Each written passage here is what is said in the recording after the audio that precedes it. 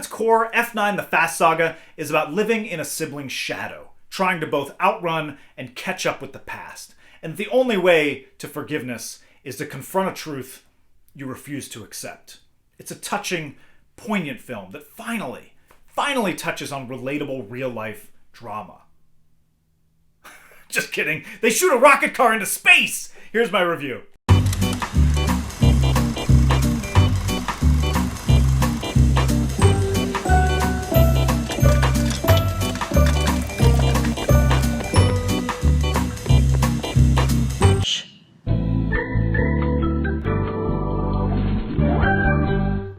F9 The Fast Saga is only the second movie I've seen back in theaters. The first one was Spirit Untamed.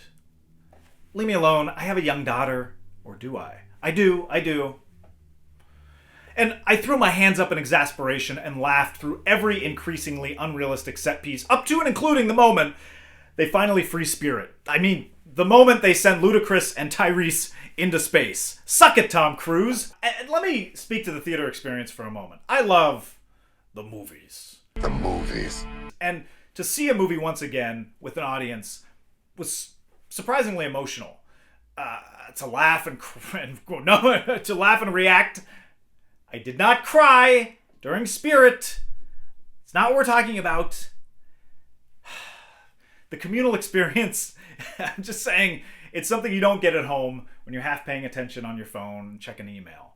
But I did have a great time at F9, and I know that's colored by the fact that I was back in a dark theater.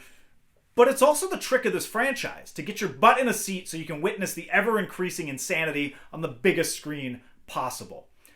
F9 introduces us to the previously unmentioned brother to Dominic Toretto, Jacob, capably played by John Cena, although when he comes back for the next one, they're really going to have to give him more personality beyond, I'm determined to be better than my brother.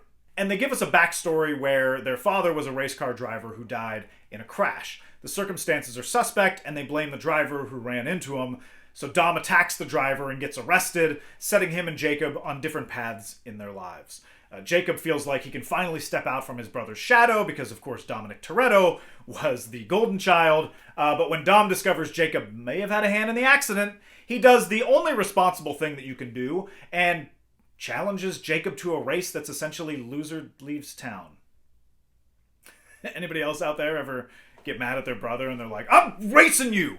And I know I mentioned the Fast and the Furious franchise runs on wrestling logic, but oh my god, loser leaves town is the most wrestling stipulation you can choose. The race goes as you'd expect, and Dom and Jacob are forever split until they run out of stuff to do in these movies and they suddenly bring them back. Jacob is working with a dictator's son who's trying to step out of his own shadows, and together they capture Charlize Theron because she can help them with the world-threatening MacGuffin, because there's always a world-threatening MacGuffin, and really it's just an excuse to send them trekking across Central America, Tokyo, Edinburgh, and London. Dom and Jacob have a lot of complicated exposition and relationship drama to work through, and if not for the story between them, there really would be no other emotional center. At this point, all the roles are so lived in that there isn't much drama to wring from the core crew. Like, maybe you'll get some arguments here and there, but basically it's like you get your quips from Ludacris and Tyrese, your unshakable love between Letty and Dom, your extended cameo by Mia, while Paul Walker is just off camera babysitting, and your chewing of food by Han. And let's talk about Han for a moment. Yes, he's back. Yes, they've devised a convoluted explanation for him being suddenly not dead. It's fine. It's barely passable. It does the job, but honestly the bar is pretty low. We don't expect anyone to be gone for very long, and it feels like we're one movie away from them not even trying, and a dead character comes back and everyone's just like, oh, of course you're still alive. Welcome back, fam. Han is a fan favorite, and I'm glad he's back. I just wish they gave him a little more to do. Most of his screen time is spent explaining where he was and hugging everybody. The action in this one centers around the use of a new magnet car, and the majority of set pieces revolve around it. It can be fun, although its discovery is a little half-baked. It's like literally just something they find on the street, rather than like a fun piece of tech they invented. And things are so crazy in this movie that bodies are flung from motorcycles, or like a car will gently nudge a person onto safety, or they'll hurl off a building and moving vehicles, and they all land nicely wherever. Just the timing is always perfect. There's a sequence here that really, even for me, I'm pretty forgiving with these dumb movies, but like, this stretches credibility. Dom is being chased by helicopters in his car, and he heads for a rope bridge, which has already been taken out. But there's still, like, the post and I guess the rope, which is hanging over the cliff. So Dom drives his car over the remaining post and the rope, off the cliff, and somehow it catches under the chassis, allowing him to swing across a canyon. They land safely on the other side, and the helicopters are just like, that was impressive. I guess we shouldn't kill him. I have no idea why they turn around. Literally, they are sitting ducks. The car has been wrecked and can't move anymore. And the helicopters are just like, all right, see you, buddy. We'll get you next time. When they plan things like going into space, I'm actually more apt to be on board than when they improvise something in the moment that will 100% kill them. Like driving a car recklessly off a cliff and hoping that a piece of wood sticks to the underbelly of your car. And sometimes it's not even the big things that are hard to believe. Sometimes it's the little things. For instance, they head to Central America on an extremely dangerous mission that keeps referencing a local private army that will murder them on sight. And what does Dominic Toretto wear to go on this life-threatening mission? Straight up white t-shirt. Everyone else has on tactical gear, bulletproof vests. I'm sure there was a conversation like on the other side of the plane where they're like, is he wearing... Is that it? He's not gonna... Somebody's gotta say something. All right, it's almost time, buddy. You wanna change for the adventure? And he's like, no, change. I'm good with my bright white undershirt. I won't even leave the house in just a white t-shirt, let alone leave the country into a jungle where there's a high possibility I'll be attacked with tanks and mines and a hailstorm of bullets. Like, at the very least, just put on a light jacket. All right, one last ridiculous thing. Just one. I have to talk about, because I can't stop thinking about it. In these movies, Dominic Toretto has a son. And he's named that son... Meet Brian. Which, for the viewer, we know this is a very touching tribute to Paul Walker.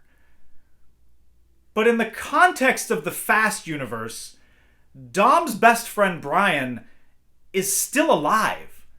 So basically, Dominic Toretto just named his child after his best bro. Meet Brian.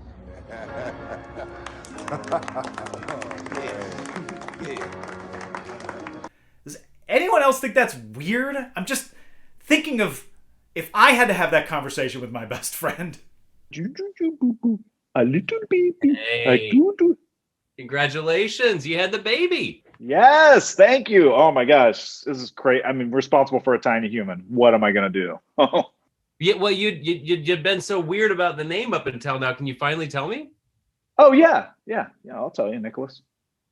Yes, go ahead. I'm here. Oh no, I said it. It's Nicholas. Okay, that's my name. Yeah, it's a great name. Did you name him after me? What? Of course I did. Why? Well, you're my boy. And now, you're also my boy. I love you, Nicholas. You're so cute. That's fine. I told all the gang. They gently applauded. It was great. Oh, no. I love you. I'm going to kiss you. However, it does appear they're finally onto themselves. See, this is the movie where the Fast franchise becomes self-aware. And the self-awareness is voiced by Roman, Tyrese's character, who at one point just comes out and says everything the audience is thinking, as if acknowledging your serious logic flaws is enough to explain them away. They are like one half turn away from Roman breaking the fourth wall, looking dead into camera and saying, hey, we know this used to be a franchise about car racing, but we're about to head in the exosphere of the atmosphere with a homemade rocket car. And we know it's silly. And we know you know it's silly. But we have to keep doing it this way if we want to keep making these movies. No one's paying to watch a car drift 3 feet. We need to go into fucking space. Gotta feed the beast. Cash rules everything around me. Also, fuck the rock, am I right? It's Deadpool light, but it still feels weird to hear it in this series, which, like, usually they deal with these situations by having Tyrese or Ludacris yell something like, "This is crazy, what are we supposed to do? Just drive a car into space?" And then someone else says, "That's exactly what we're gonna do." And then they just do it, and you're like, wait, what about the thing in between about how do we do it? Doesn't matter, you're already too far ahead. And I can get on board with space cars. I'm the one who said Dominic Toretto should be space racing Sebulba. But I still think he should wear a goddamn flak jacket. You know, F9 is a lot like Vin Diesel himself. A little delusional, a lot over the top. But it bets everything on itself, and it's so convinced that it's making the most entertaining yet important popcorn fare. No matter how many times you roll your eyes or laugh in disbelief, it eventually wins you over. I had a great time with F9, as I told you. I was also drunk on the return to an actual movie theater. I acknowledge that. And maybe in a couple weeks, months, year, I will be like, yikes, that one does not hold up. But right now, it's exactly what I needed. Well, that's what I think. What do you guys think? Has the franchise gone too far? Should they go even further? Do you want to see a Fast and Furious musical like Vin Diesel is now talking about? Or is it just time to end it? Let me know in the comments, and let's go out on my Fast and Furious franchise rankings. Number 10, The Fast and the Furious. Number 9, Fast & Furious. Number 8, Too Fast, Too Furious. Number 7, Hobbs and Shaw. Number 6, Fate of the Furious. Number 5, F9, The Fast Saga. Number 4, Fast and Furious 6. Number 3, The Fast and the Furious Tokyo Drift. Number 2, Fast 5. And number 1, Furious 7.